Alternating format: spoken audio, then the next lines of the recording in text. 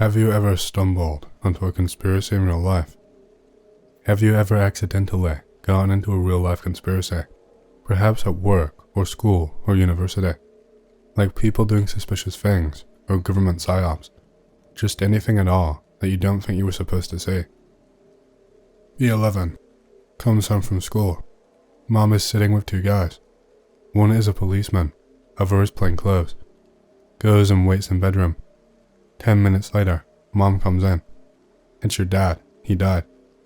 Hadn't seen him since I was a baby, so not really bothered. Police want to ask me some questions. Ask when I last saw him, etc. Plainclothes cop asks the other one to leave. Says his name is James. Starts asking about school.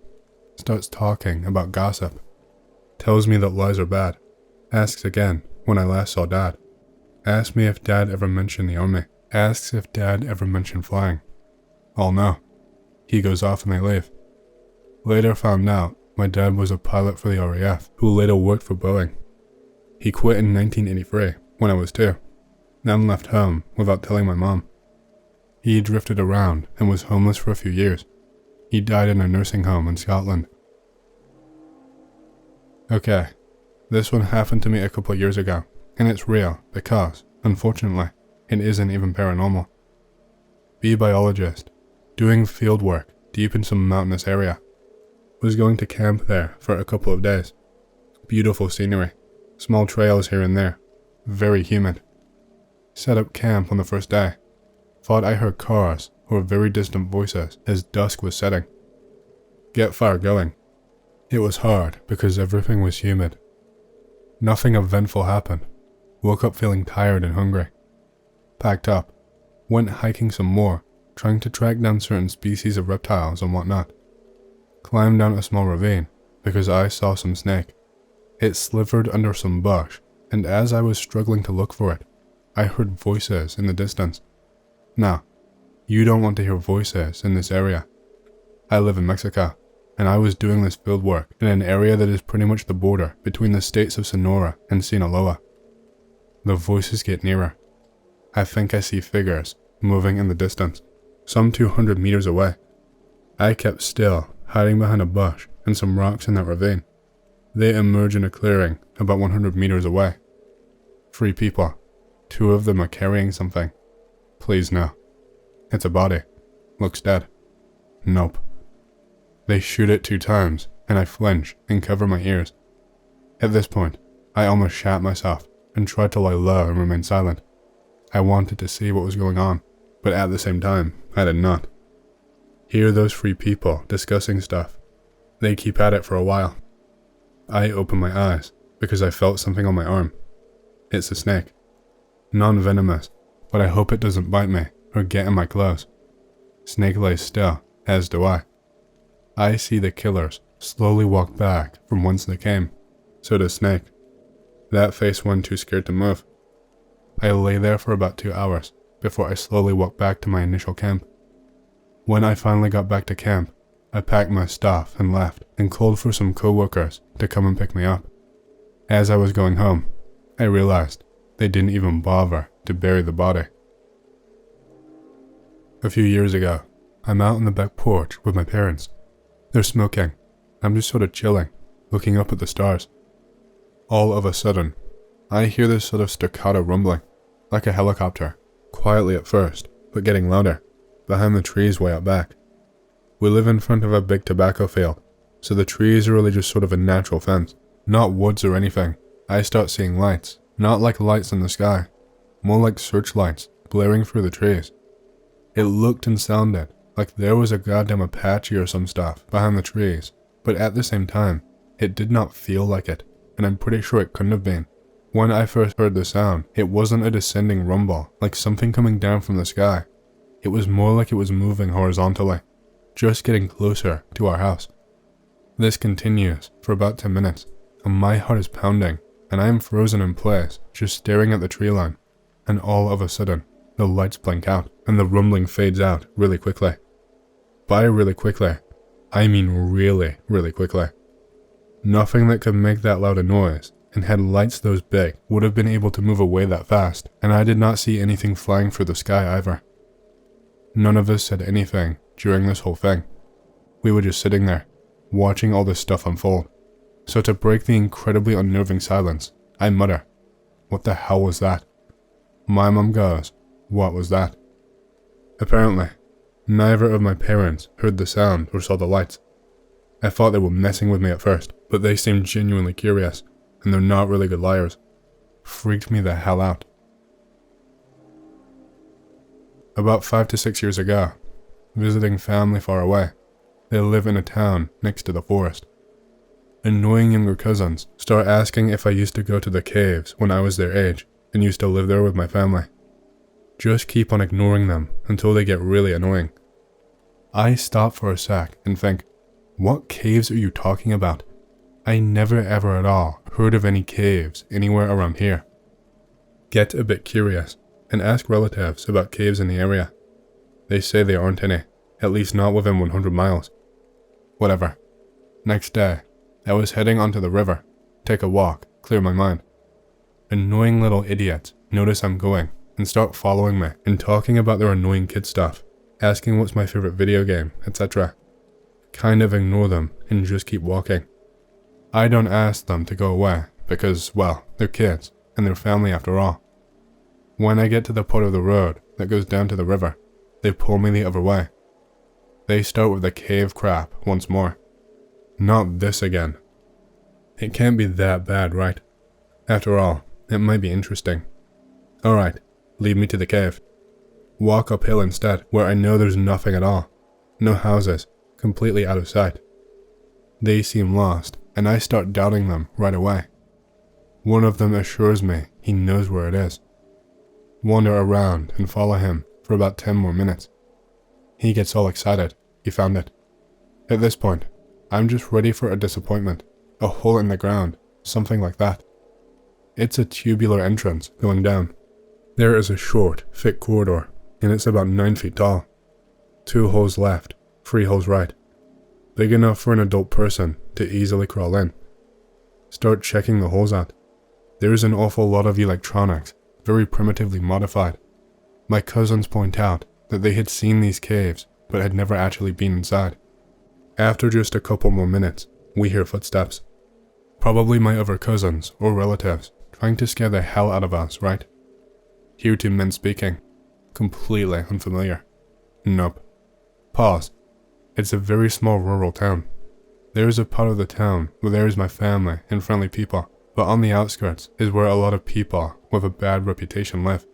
From crazy tinfoil hats to redneck-like people that always carry a shotgun no matter what. People that have been known for bad stuff. So far to my knowledge, sodomization of their own children, violent rituals, stuff like that. Almost threw my little cousins up outside the cave-like thing. Run like hell. Keep pushing them and tell them not to stop until we get to town. Screw this, man. Screw your caves. We get to the town. Act normal. Get both of them and tell them not to ever mention this to anyone and to not ever go back to that cave. B20. Around 1 a.m. Going home on night bus. White guy about 50 years old gets on. Brown hair, bald on top. Fat. Looks at me. He's shaking like he's going cold turkey or some stuff. He's bumping into stuff. Can barely walk.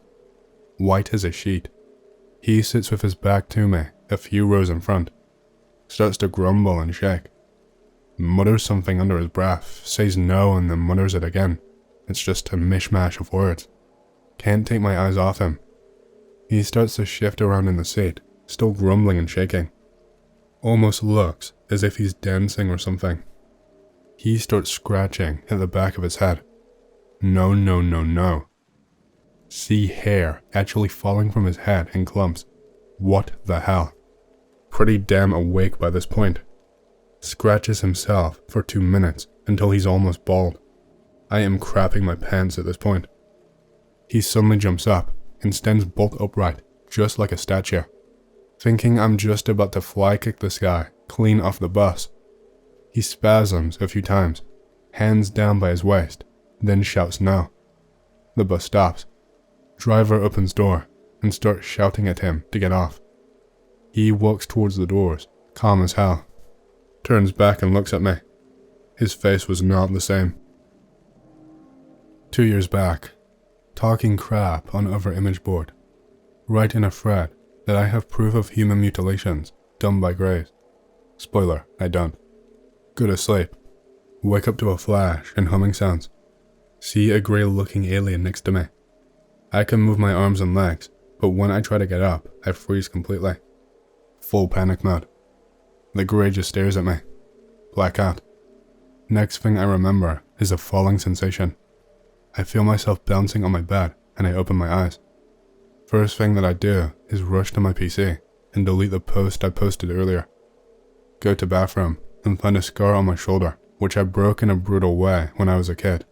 It just looks weird. I was too afraid to sleep for 2 days after, which I just crashed. Never experienced anything before or after. I'd like to be honest, since I can't get my mind off these things anymore. Can we get a spooky stories thread going? Tuckpick related a couple of years ago. It's the decapitated head of one of my grandfather's lambs that we found on the edge of a pond. Assumed it was a coyote, since we have a lot of trouble with them, and they are the biggest predator we commonly have to deal with around here. Decide to kill it. Go out a few nights in a row. Don't see anything. On the third or fourth night, can't remember, I'm sitting on a hill overlooking the pond, obscured in a patch of some kind of weeds. Not sure what they're technically called, but I've always heard them called coffee weeds. Have a green headlamp, because I've heard that coyotes can't see or aren't afraid of green light or something. Shining the light, I see a pair of eyes moving toward the pond. It's far enough away that I can see the eyes reflected, but can't see what the thing looks like. Eyes are probably about 3 feet off the ground, so I'm thinking it must be a damn big coyote. Reach for my rifle, because it has a much brighter, white, light mounted on it, but keep my eyes on the presumed coyote. Make noise as I do. The eyes snap to stare exactly at me. I freeze. The eyes start to move straight up, and they keep moving straight up until I guess they are 7 feet off the ground. Jerk my rifle up. The eyes disappear as whatever the hell it is turns and runs. A couple of seconds later, I hear a crashing noise as whatever it is jumps a roughly 5.5 feet tall fence and lands in the brush on the other side. I get the hell out of there. I've been coyote hunting there many times before and after, but that's the only time I've ever seen whatever that was. Never saw another severed head either. I did start hunting with an AR-10 instead of an AR-15 after that. Visiting my brother at the hospital. Get lost. Find elevator, but it only has 3 buttons. 1A, 1B, and 1C. Try the one marked with 1A. Think it will probably take me to the entrance in the lower level. Door opens. Morgue. Nope. But wait.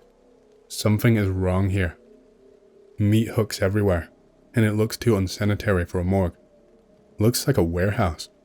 Nope the hell back into the elevator and to my brother's room. Is it usual for a morgue to have meat hooks? I've heard there's a lot of human organ trade around where I live, and I probably stumbled upon one of their labs or something. This was 6 months ago, by the way. Out riding motorcycles at night with Buddy. He turns into a neighborhood in a rural area. It's not filled yet. Very few houses, except at the entrance. Get to a dead end. Sit there for about 3 minutes and talk and stuff. Go to leave. See half-naked guy coming my way. Try to just go around him. He attempts to block me. Go around him on the other side. He hits my friend in the elbow as he follows me. Continue on our way out of there. Webm related. I guess I didn't see anything I wasn't supposed to, but it was kind of spooky, with a guy trying to knock us off our bikes in the middle of nowhere at night. Spoopy stories. Seeing stuff you weren't supposed to see. So, when I was younger, I decided to work for one of those part-time staffing agencies while I transitioned out of the Navy. Go to this creepy as hell area of around 500 warehouses. They all look identical. What the hell? Run down. Looked like it was made during World War II. Get lost because half of the building numbers were missing. This one warehouse has part of the digits of the warehouse that I need. Decide to go in it. The only vehicles outside were plateless white vans. Go inside, thinking maybe they were working on registering these as shipment vehicles. I see what looks like prison cells with kid toys inside. See about 10 men wearing black suits and all wearing sunglasses. I realized this wasn't the right spot. Super creeped out and trying to sneak out because I did not want these creeps to see me. They see me. Get the hell out of here or we will kill you and your entire family. You didn't see anything. Keep your mouth shut. I didn't say a word, gave a thumbs up and left. Decided I did not want to work this part-time gig at what looks like a child trafficking syndicate nearby. Get the hell out of the place. Never returned. What the hell did I say? Be May 14. Driving from Long Island to Hershey Park with my family. About to cross over the Frog's Neck Bridge. About 7:30 at night. I'm trying to read by the light from the window. Combination of streetlight and what little sunlight is left. Hear a truck come alongside our car. Blocks out the light. I look up at the truck. See the driver. Something is not quite right about him. Stare at him for a few seconds. He turns to look at me. Dude has no face. Perfectly smooth, like an eggshell. We stare at each other for a few seconds. Dad has to slow down because some asshole cut us off. Truck blows past us. I don't know why, but I did not say anything. Just went back to my book. Still think about it, even 20 plus years later. Haven't seen anything like that since. Maybe there's a perfectly rational explanation. Could have been a dude wearing a stocking or something. Maybe I witnessed a hijacker or something. I don't know, but it did not look natural, and I have no idea why he turned to look at me. I'm gonna share something I have never shared before on the chance. Be 7-year-old me, going on vacation, night. Parents stop on the road because brother and them needs to pay. Don't need to pay. They say to stay in the car and they go. I look by the window and I see a playground from afar. I'm really bored and decide to go and explore since they are taking more time than before. I get out the car and slowly get out the nearly empty parking. Arrive at the playground. Absolute piece of crap. That playground seems abandoned. It's spooky, but I go on a swing anyway. Spot a trailer in the woods near the parking. Look at car. Parents and bro are still not back. Feel spooked but curious. Goes near the trailer. There is a car attached to it. Nothing interesting. Spot a box from the corner of my eyes. It's that kind of box where you keep things cold/fresh. I'm French, so I forgot the name of it. Well, that must mean there is ice cream in it, right? Dumb me goes and opens it. Fetus. A whole dead fetus in ice, and some things I couldn't even make out of the bloody mess, or even remember now. So shocked, I can't even cry or scream or run away. I slowly step away while trembling like a leaf, making as little noise as possible, as if I was tracked down. Hand on my shoulder. Scream like a banshee. Some guy. He was maybe in his 50s. I don't remember his face since it was at night. Little girl should not wander around here, yes? He smelled horrible. I can't even explain, but it was absolutely disgusting. I nod. I can feel tears coming to my eyes. Did you went there? Points at the trailer. Shake my head and point to the playground. At this point, I can feel the tears rolling down on my cheeks. Pinch my cheek with his dirty, smelly hand. Pinches my cheek even harder. It hurts. He takes a knife out of his pocket and put his hand on my mouth. He says to be quiet. Crying 1,000 tears and trying to scream. Cuts off a lock of my hair. Releases me and looks me dead in the eyes. Now go. Run so fast, Sonic would be jealous. I finally found the car back. Mom and Dad were worried as hell. I let it all out and cry, like when you cry so hard you shake, in my mom's arms before I'm calm enough to explain what happened somehow while still shaking. After hearing, calls the police and Mom is crying. Never seen her so scared. Dad went to the location that I showed, but the dude in his trailer/car was gone. He probably ran away as soon as he let me go. Got scolded hard for leaving the car. A few days ago, I kind of thought about it when hearing about child kidnappings on parkings, and I asked my dad what happened after he called the police on that day, and he suddenly looked uncomfortable and just said he didn't know anymore and that I was really lucky. Then he tries to change the subject. And this, kids, is why you should not wander around and open random cooler boxes near trailers or go on adventures at night on parkings, or else you'll have an unpleasant experience and need therapy afterwards. I still wonder what he did with that lock of hair, or wonder what was that fetus thing, or I have so many questions, but I just try to forget. Not sure I want to know actually. Some things are maybe better left unknown. I wish it didn't happen, dude. I wish my dumbass stayed in that car playing Pokemon. At least he didn't assault me or do anything truly scarring for life. He could have done so much worse. But I got really lucky and managed to just get a warning.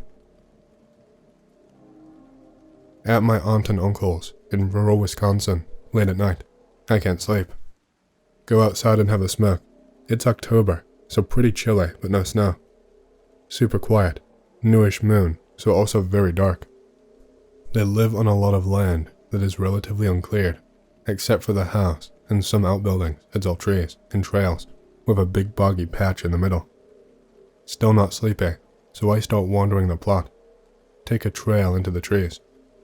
Come out to a little outcropping with the bog before me. Still very quiet. Wasn't exactly spooked, but I got that sudden feel of eyes on me. Look around, but nothing but moon shadows and reeds. Something laughs at me. Could not tell if it was in my head or actual sounds, but it was very loud, unfriendly laughter, like a joke at my expense. Brush animals burst into a frenzy all around. Dozens of birds winged the hell out of there, squawking, and what sounded like a deer maybe crashed through the brush. Stood there like a frozen idiot, while the nature around me noped the hell out of there. I soon followed suit. Did not sleep a wink that night. Uncle gets up with the dawn and finds me nursing a coffee in the kitchen. Tell him what happened earlier. Try to laugh about it, but he seems unpleasantly surprised and resigned. Stares at me for a moment, takes a deep breath, tells me to follow him. Uncle leads me to a cellar, and we go down the steps. Have not been down there in years and years. There's a door on the far wall I don't remember ever seeing. Ask him where the hell it goes after he opens it to stark blackness. He gives me a look as he snags a lantern from a shelf nearby the door. He says, "Old root cellar, my grandpap dug. Follow me." We walk into a small square room that has a rough tunnel in the back corner. Looks kind of like a mine shaft, but rather short. Wood trusses every few feet, you know what I mean. Tunnel is not very long. We walk for maybe a full minute. Come to the end of the tunnel, a rough door. It's just a slab of old wood, held in place by some cinder block along the bottom. We move it out of the way and step through into the grey dawn. I look around, blinking the dark from my eyes and adjusting to the light. Realize we're just a handful of yards downwind from where I had stood last night, overlooking the bog. Look at my uncle to see him studying me expectantly. This is about where you were last night, yeah? All I can do is nod. I hadn't told him where I'd heard the laughter. He starts telling me about how his family first settled on this land from Norway. Strange sounds and things had always plagued the boggy area. His grandfather had done most of the building and clearing of the land and had inexplicably died shortly after digging out the root cellar. He had apparently been obsessed with this root cellar and had never allowed anyone but himself inside, not even to just grab a jar of pickles. After his grandpa died, my uncle and his brother finally went down to investigate the root cellar. That's when they found the tunnel. At this point, he motions me to go back through the door, and we walk about halfway back up the tunnel. Here at a slight bend he stops, and looking at me, moves the light close to the wall. There is a hole here I had not noticed on our way through the first time. My uncle, visibly pale now, and a slight shake to his hand, asks me if I want to take a look. Something in his voice tells me I really shouldn't, but I cannot resist. I peer over the rim of this hole. Absolutely pitch black, and the light seems to be swallowed by it in an off-putting way, like it's barely penetrating in. Oh shit balls, as I hear that same laughter again, but so much louder. Nearly break my neck, spinning around to look at my uncle. His eyes are wide. He heard it too. Seems frozen in place. Against my very instincts, I look again. Eyes or something, dimly reflecting the lantern light back at us. Dozens of them. I stare in petrified fascination as a wet fetid air seems to leak from the hole. More growling laughter comes with the stench. Something finally breaks within us, and we absolutely book it back up the tunnel and into the cellar. What the hell was that? I yelled at him, as we catch our breath by the now firmly slammed root cellar door. Uncle shakes his head. He has no idea. Said he hadn't been in the cellar himself since that day he and his brother had first investigated and discovered that. Over the years, he had tried to convince himself it had just been a youthful fancy. When I told him earlier about the laughter, it brought that crumbling down. He laughs shakily and says ignorance is bliss, but he felt he had to take me down there. I agree, as I stare at the thick door of the root cellar. He tells me how, though autopsy had ruled his grandpap's death as natural causes, his grandmother had a different story to tell. According to her, his grandfather had been found belly up in the bog with his eyes scooped out and no other visible injuries.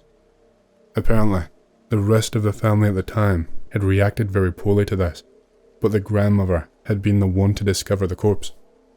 At this moment, I recalled my uncle's brother had taken his own life, but I did not know anything more than that. I hesitantly asked him about this. He looked at me a long while. Yes, he said. He was found dead of a gunshot wound in the chest, and no eyes. After this, my uncle actually started to cry, so we just got blind drunk that day after he called off work, and we have never spoken about that morning again. I gathered from some further drunken ramblings before I passed out that he is terrified he'll be found dead one day with his eyes gouged out. He's still alive, and they still live there still. I don't know what I'll do if he is found dead like that. Story my dad and uncle told me. Be uncle, Poland, 1990. Little description of where this happens. We're from the southern part of Poland. It's hilly country with huge forests and farmland surrounding the cities. Family owns a huge farming estate away from the city. Uncle was conscripted and finally coming home after serving. Dropped off at bus station at noon. Calls family and says he will be home soon. Dad says the car broke down and he can't pick him up. Uncle says it's fine, he will walk home. 2-hour hike. By the time he gets to the countryside, it is dark, but not completely night yet. Starts to rain. Side note, it was regulation that when you got out, you kept your dress and field uniform, rifle, and other supplies you were issued so that you'd be ready in a time of war. Uncle takes off his pack, gets his poncho, puts his pack back on, slings his rifle across his chest to make it more streamlined, then puts on his poncho. Takes shortcut onto mud roads. Eventually crosses over a hill and sees a truck in the distance. It's in the direction away from the road that he's on, with its headlights on and not moving. Thinks it's stuck in the mud. Starts walking towards it to offer help. Eventually gets close enough to see people walking around the truck, and there is 2 other cars there, a dark SUV and a white sedan.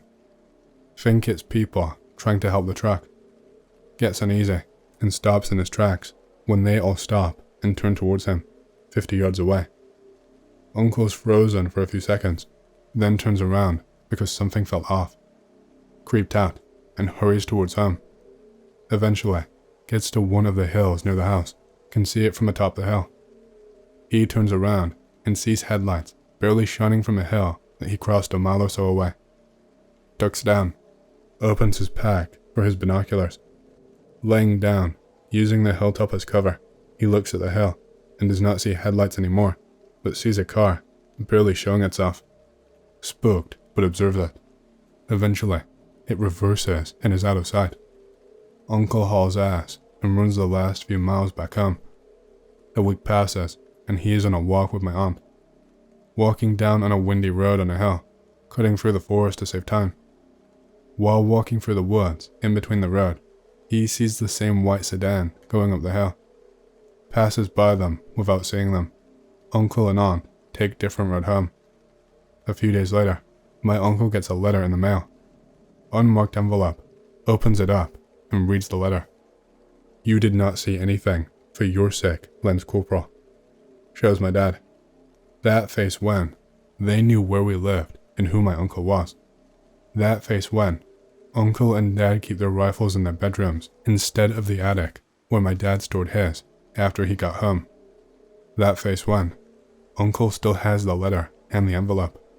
Still have no idea who they are.